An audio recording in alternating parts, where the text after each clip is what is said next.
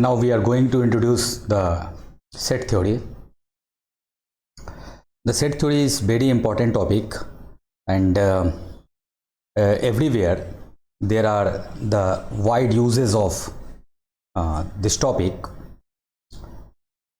At first, we are going to introduce the basics of set theory. A set is a structure representing an unordered collection, groups, plurality of non-zero or more distinct different objects. Set theory deals with operations between relations among and statements about sets. The basic notations for sets. So first of all, we have to understand some notations and symbols while we are discussing the set theory. For sets, we will use the variables S, T, U in capital letters. We can denote a set S in writing by listing all of its elements in curly braces. Like here, this is the bracket and ABC are the elements. So here is the set of whatever three objects are denoted by ABC. Here we can say that ABC are the three elements of the set containing this symbol here. Set builder notation: for any proposition Px over any universe of discourse, when X divides Px is a set of all X such that Px. Here the example like X, and this is the vertical line, and X is an integer where X is greater than 0 and X is less than 5. Here this is not the symbol of divisibility. This is simply the representation of the proposition Px over any universe of discourse like X, where Px is the set of all X such that Px.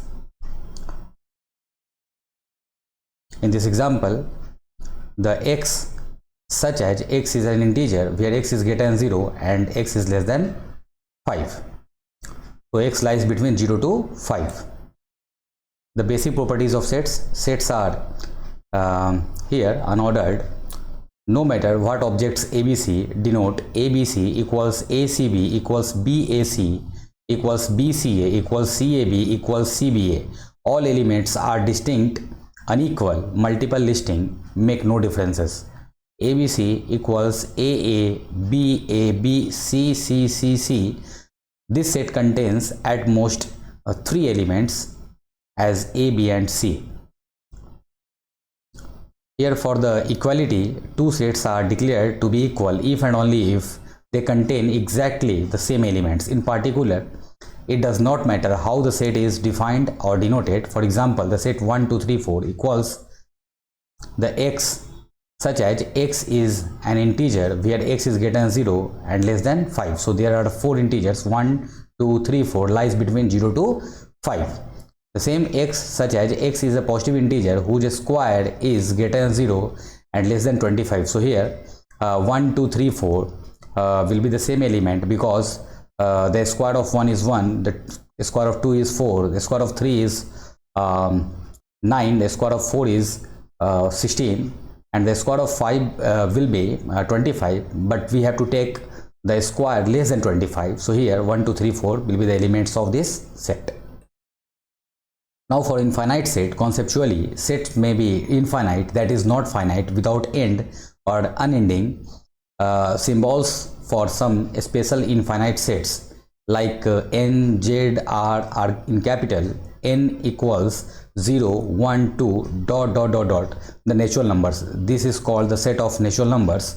Same here, Z equals dot, minus 2, minus 1, 0, 1, 2, 3, 4, etc. This set Z is called the set of integers. There are negative, positive integers including 0. Same here, the set R is the real numbers such as 374.1828417, something like here. This is non-terminating decimal fraction number. So here the infinite sets come in different sizes like X belongs to capital S, X is in S. So is the proportion that object S is an element or mentor of and member of set S. So here we can say X belongs to S, so X is a subset of S. And here is example like 3 belongs to N, A belongs to X, such as X is letter of the alphabet, can define set equality in terms of this relation. The sign is for all here. This is the the vertical opposite A.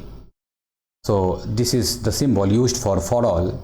So for all S T, such as S is equal to T, where for all X, such as X belongs to S and X belongs to T. Two sets are equal if they have all the same members.